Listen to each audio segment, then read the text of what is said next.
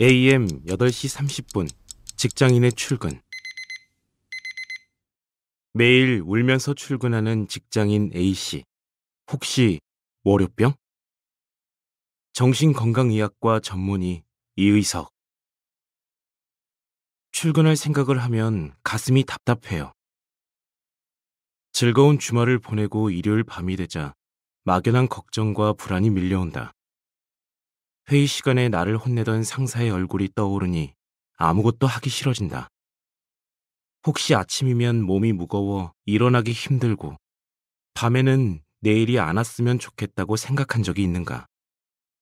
어느새 나도 모르게 분노가 차오르고 별것 아닌 일에도 짜증이 나고 예민하게 반응하지는 않았는가? 이런 증상이 더욱 심해지면 잠도 잘 오지 않고 몸이 이곳저곳 쑤시고 아프다. 이것이 우리가 흔히 말하는 월요병의 증상이다.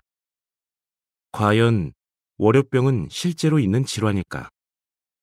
그렇다면 치료법은 도대체 무엇일까? 절이 싫으면 중이 떠나라 라는 말이 당연하게 여겨지던 시절이 있었다. 이 회사가 싫고 지금 맡고 있는 업무나 같이 일하는 동료, 선후배가 싫으면 당사자가 떠나야 한다는 말이다. 그러나 현실은 이렇게 간단하지 않다.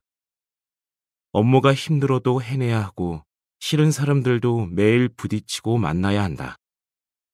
직장 내 괴롭힘 금지법이 만들어질 만큼 이와 관련된 직장인들의 스트레스는 어마어마하다. 물론 경쟁이 심한 사회에서 남들보다 뒤처진다는 생각이 들거나 일이 갑자기 늘어나면 업무에 관한 스트레스를 받을 수 있다.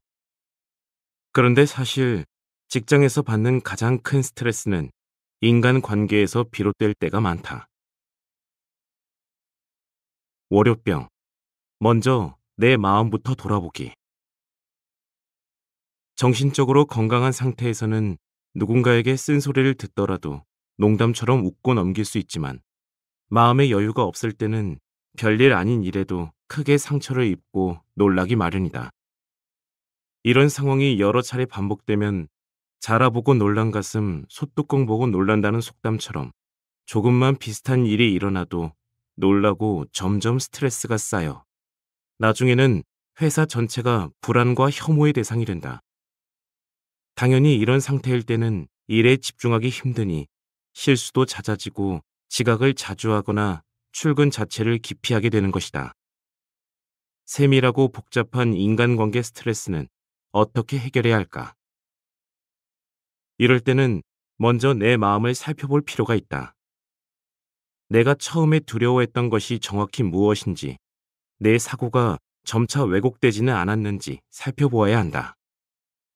인지치료의 아버지라 불리는 심리학자 아론백은 앞서 설명한 것과 유사한 증상들을 자동적 사고라는 개념으로 설명했다.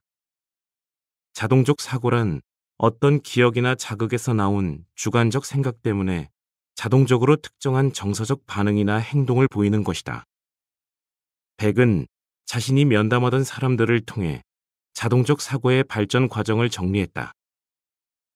그들 중 한 젊은 남성은 면담 시 마음속에 떠오르는 모든 것을 아무 여과 없이 말하라는 요청을 받았으나 특정 주제와 관련된 생각들은 이야기하지 못했다.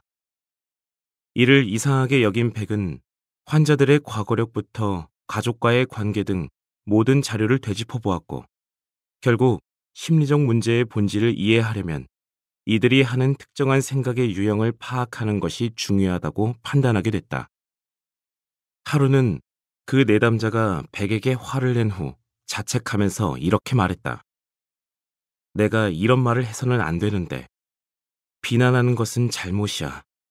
나는 나쁜 사람이야. 그러니 이제 선생님이 나를 좋아하지 않을 거야. 내담자는 하나의 사건과 감정을 두고 두세 걸음 앞서 나가 자신을 비하하는 자동적 사고에 빠져 있었다.